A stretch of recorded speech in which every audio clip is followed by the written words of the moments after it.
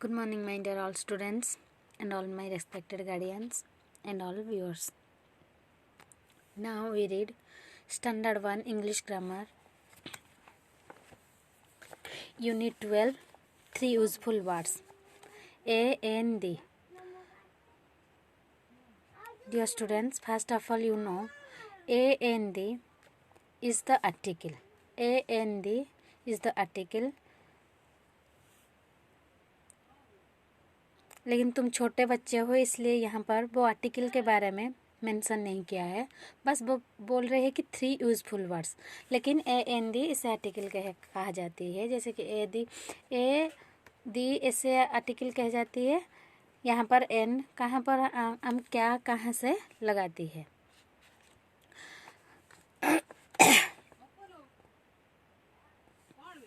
Observe the highlighted words. यहाँ पर एक स्टोरी दिया गया, पहले उसे हम पढ़ेंगे, उसके बाद हम उसी A N the useful words के बारे में थोड़ा जानेंगे। I stay in A small village in India.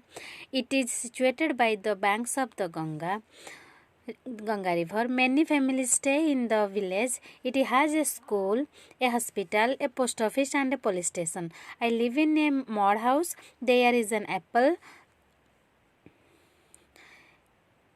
a mango and orange tree in the backyard. यहाँ पर वो ए एन डी कहाँ पर बैठा है उसी के बारे में थोड़ा स्टोरी के माध्यम में बताया है। I stay in A small village in India. मैं यहाँ पर जो विलेज लिखा गया, विलेज के पहले से ए लिखा गया, a small village. It is situated the banks of the Ganga. ये जो बैंक लिखा गया और गंगा लिखा गया, गंगा एक रिवर है। रिवर से पहले हम क्या यूज़ करते हैं, दी यूज़ करते हैं। और ये जो बैंक लिखा गया, the bank of the Ganga, मतलब यहाँ पर एक स्पेसिफिक वर्ड के बारे में बोल रहे हैं, स्पेसिफिक प्लेस के बारे में बोल रहे हैं, इसीलिए बैंक से पहले दी और गंगा रिवर के पहले से भी दी लगा गया। Many family stay in the village, वही एक पर्टिकुलर गांव के बारे में बता रही है, इसीलिए यहाँ पर भी दी विलेज लिखा गया। इट हैज़ ए स्कूल, यहाँ पर एक स्कूल है, a hospital, school, hospital, post office. Post office इनके पहले क्या लगता है, ए लगता है। एंड ए पुलिस स्टेशन से पहले भी ए लगती है। उसके बाद I live in A mod house.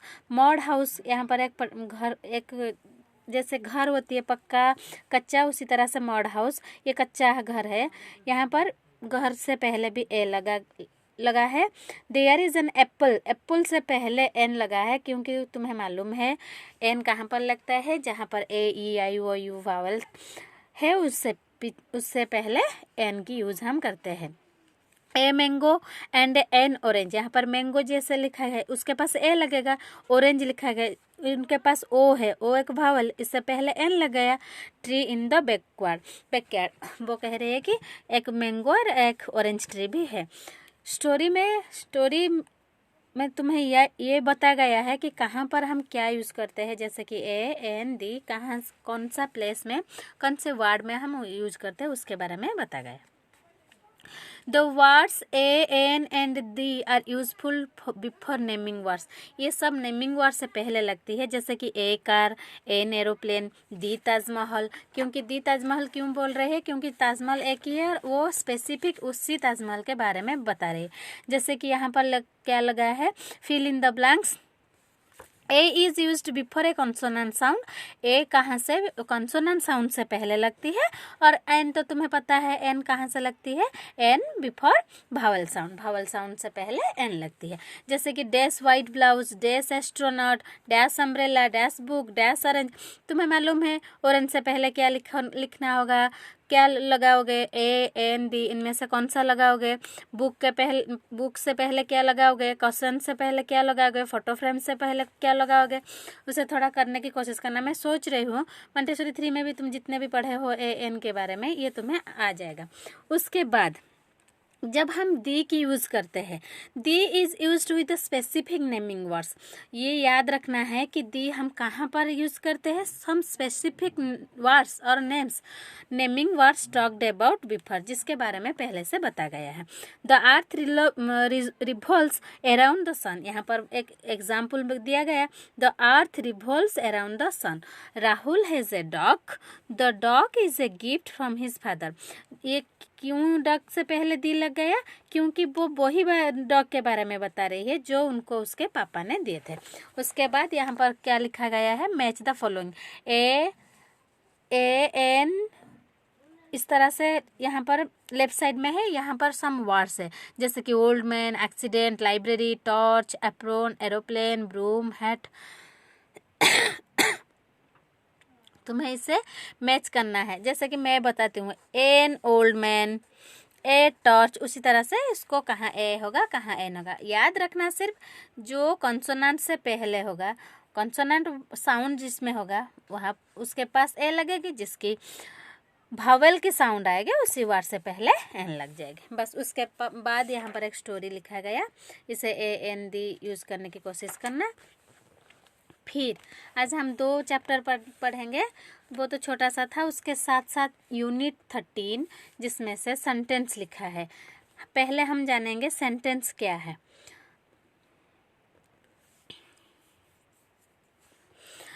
When we join words to make sense, जब हम 2 वर्ड को एक साथ में ज्वाइन कर लेते हैं, we call it a sentence, उसी को हम सेंटेंस बोलते हैं, जिसकी एक मीनिंग होता है। जो वर्ड को ज्वाइन करने से हमें कुछ मीनिंग मिलती है, जिसके माध्यम में हम पता चलता है कि हाँ ये बात हो रही है, कि कोई हमें कुछ बोल रही है, जो मीनिंगफुल है उसको हम सेंटेंस बोलते हैं। जैसे कि यहाँ पर लिखा गया अनस्क्रैम्बल में लव आइसक्रीम आई, इनमें से हम कुछ समझ नहीं पाएंगे क्या लिखा है लव आइसक्रीम आई। अगर लिखा होता आई लव आइसक्रीम तो हम समझ जाते हैं हाँ ये आइसक्रीम उसको पसंद है, वो उसके बारे में कह रही है। मुझे आइसक्रीम पसंद है, मैं आइसक्रीम के बारे में बता रही हूँ। व्हाट, आई लव आइसक्रीम, वो कह रही है क्या बोल रहे हो तुम, आई लव आइसक्रीम, ये है सेंटेंस। ओह ओके, हाँ ठीक है, अब उसको समझ में आई। तुम्हें सीधी सी बात को याद रखो, जो वर्ड में और सेंटेंस में तुम्हें कुछ मीनिंग आएगा और तुम कुछ समझ पाओगे, उसे क्या बोलते हैं, सेंटेंस बोलते हैं। उसके बाद a sentence can be as short as 1 word, sentence 1 word भी हो सकती है, जैसे कि रन मतलब अगर तुम्हें कोई रन बोले तो तुम क्या करोगे, दौड़ोगे। अगर तुम्हें कोई बोलोगे क्लैप तो तुम क्लैप करोगे। कम अगर कोई बोलेगा तो तुम उसके पास आओगे। उसी तरह से वो कह रही है एट डॉन के पास वो क्रॉस कर दिया है क्योंकि उसके कुछ मीनिंग ही नहीं। आदि लव्स कार, ये एक सेंटेंस है, इसके मीनिंग है। उसी तरह से द मिल्क इज कोल्ड, ये एक सेंटेंस है। ए बर्ड चिर्प्स, ये भी एक सेंटेंस है। Radha is my friend. Jerry mouse is dancing, it is a beautiful day. उसी तरह से यहाँ पर कुछ क्या लिखा गया, read each set of words, draw a green star in the box if it is a sentence. अगर ये सेंटेंस होगा उसके पास क्या करोगे, ग्रीन के स्टार करोगे। अगर वो सेंटेंस नहीं है उसके पास रेड स्टार करोगे।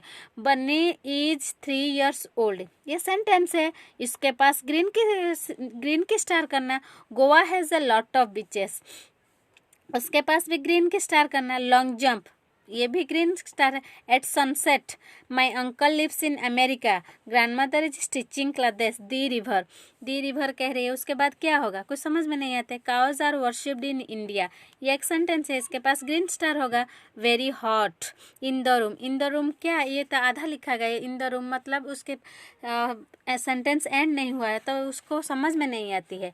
याद रखना जो वर्ड दोनों मिलके कुछ सेंटेंस होती है और उनके मीनिंग होती है, उसे ही हमें बोलते हैं, उसे हम सेंटेंस ही बोलते हैं। उसके बाद यहाँ पर भी कुछ पिक्चर के साथ करने के लिए दिया गया है। Fill in the blanks to make sentence. The dash are juicy, the dash is blue, क्या होगा? The apples are juicy, the sky is blue, the boys are playing football, यहाँ पर फुटबॉल खेल रहे हैं। Rohan is reading a book, Rohan एक book पढ़ रहे हैं। The sun is shining, sun यहाँ पर क्या करते हैं? शाइनिंग करते हैं। उसके बाद यहाँ पर भी कुछ भी पिक्चर के साथ दिया गया है, उसे तुम्हें मैच करना है। और यहाँ पर क्या लिखा गया? Some sentences tell you something, these sentence are called telling sentence. अगर तुम्हें कोई सेंटेंस में कुछ बोलने की कोई कोशिश कर रहे हो और कुछ कह रही है, तुम सुनते हो, उसे क्या कहते हैं? टेलिंग सेंटेंस कहते हैं। You are so sweet, I am in class 1, वो कह रही है कि तुम बहुत स्वीट, तुम्हें कोई कह रही है ना कि तुम बहुत सुंदर हो, ये कह रही है आई एम इन क्लास 1, मैं क्लास 1 में हूँ, या यहाँ पर भी मैं कुछ कह रही हूँ, उसको क्या कहते हैं? टेलिंग सेंटेंस कहते हैं। Some sentence ask you something, जिस सेंटेंस में तुम्हें कुछ पूछा जाता है, this sentence are called asking sentence, उसे हम आस्किंग सेंटेंस कहते हैं। जैसे कि हम पूछते हैं हाउ आर यू, मे आई कम इन, तुम जब क्लास के अंदर आते हो क्या बोलते हो? मे आई कम इन मैडम, मे आई कम इन सर, इससे ही बोलते हैं क्या? कि सम आस्किंग सेंटेंसेस।